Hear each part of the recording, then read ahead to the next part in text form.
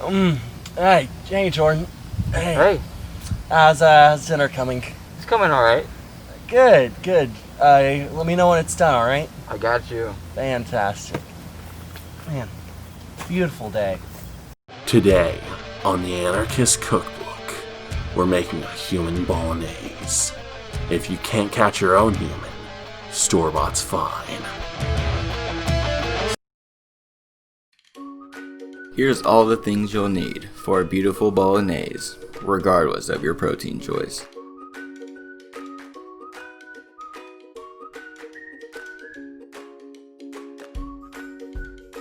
The real first step is having the right tools for the right job. We have light meat human, and because we believe in diversity here in the cult of Thessaly, dark meat human. We'll also add bacon to bring out the pork flavor of man flesh. First, get your veggies prepped.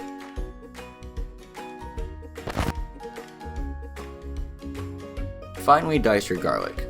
Don't be afraid of any finger-related accidents. After all, each chef puts a bit of himself in each meal. No, but for real, watch your fingers.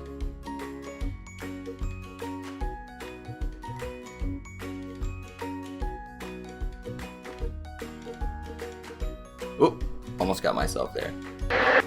Be sure to drag your finger across the blade though.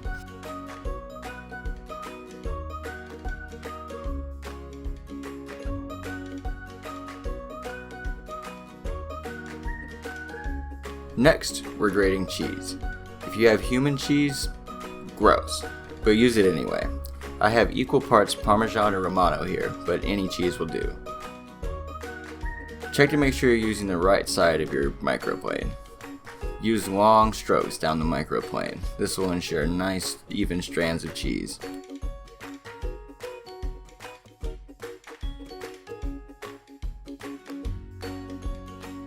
Give it the good old tappa tappa.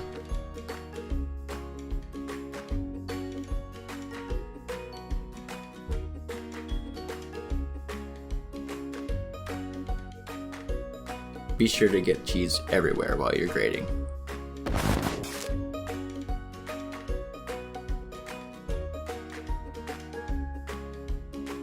Clean as you go, it'll make things easier. Plus, messes make the master angry. This feature presentation is brought to you by Mason Freiberg and HB Visual Arts. He's got a knack for the moving pictures. Don't you believe it, a real ring-ding-skidoo!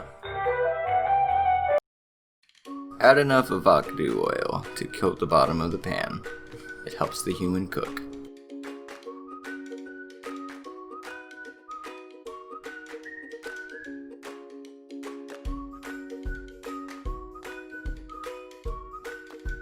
The master loves nicely browned meat, so leave it in one piece. This will ensure at least one side gets decent color. Also, start in a hot pan, like I clearly didn't. Wash your hands! Wash them! God, wash your hands. Yeah, wash them. Wash them! There's a pandemic! Wash your hands. There's a pandemic, you Philistine! Use the back of your hand or a spatula to make sure there's full contact with the pan. Also, cooking the meat in batches helps with browning. Remember, boiling equals bad, unless we're talking about soup. But that's another episode. Season generously with salt and freshly cracked black pepper.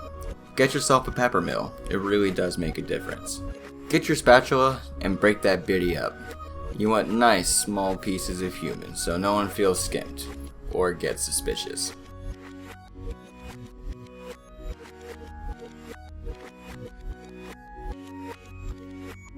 Tilt the pan as needed to make sure everyone's getting time in the oil.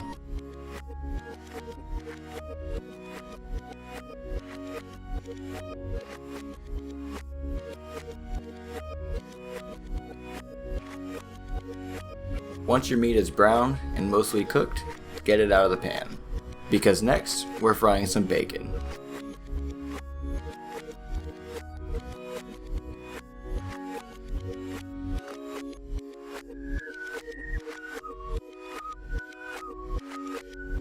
Lay your strips flat in the pan to ensure even cooking.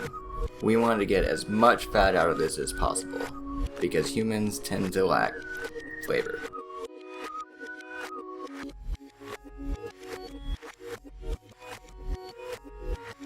See this brown stuff? It's called fond. It's French for base, which means it's the flavor base for the dish. Do not use a non-stick or you won't be getting any of this. Don't worry about deglazing, we'll get that later. When cooking, focus on building up a strong flavor base. Once the bacon starts foaming, you know it's given out all of its grease. Don't cook it to death. There's already been one murder for this dish. Don't drain the fat. We're using that to cook our mirepoix.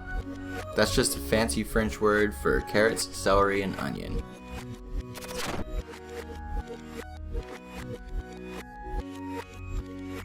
Make sure you get all them bad boys out of the container. Give these guys a stir and a toss. Be sure to get some on the counter. If you're not making a mess, are you really cooking? These got a little dark, but more color equals more flavor. Use the last bit of your tomato paste. By the way, if you're not buying tomato paste in a tube, you're going to start doing that today. Cook it out to make sure you take the raw edge off the tomatoes.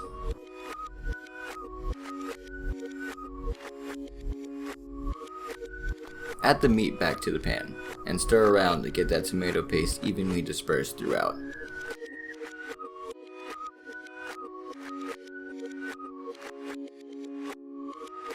Remember deglazing? We're doing that now. This is red wine, but you can use white wine to lighten a dish, but I prefer red for its richness. You can use red or white vermouth. Just use half of what you would normally use, and supplement with beef stock. Scrape all that goodness off the bottom of the pan. The better you do this, the easier the cleaning dishes will be, and the better your dish will taste. This is chicken stock, but you can use beef stock if you like, but never seafood stock. Unless you're a heathen. Stir things around so they get to know each other. Allow time for your wine to cook out, probably about 3 minutes. Your nose will be the best indicator here.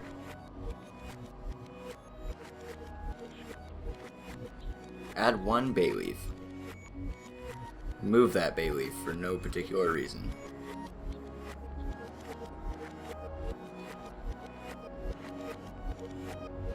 Add a pinch of nutmeg. Add chili flakes to taste. We like it spicy in this house. Very spicy. Crumble that bacon into your sauce, because whole strips of bacon in a bolognese is just weird.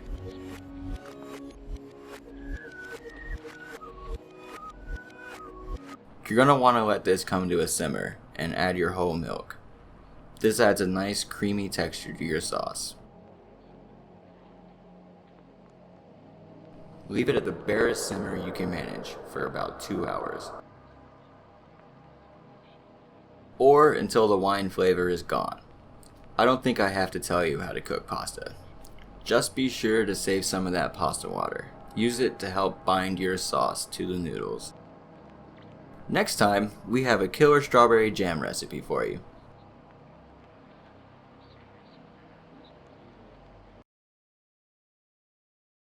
Plate that biddy up. Top with shredded cheese and some greenery, and you're ready to serve. Tune in next time to see what or who we're cooking up next.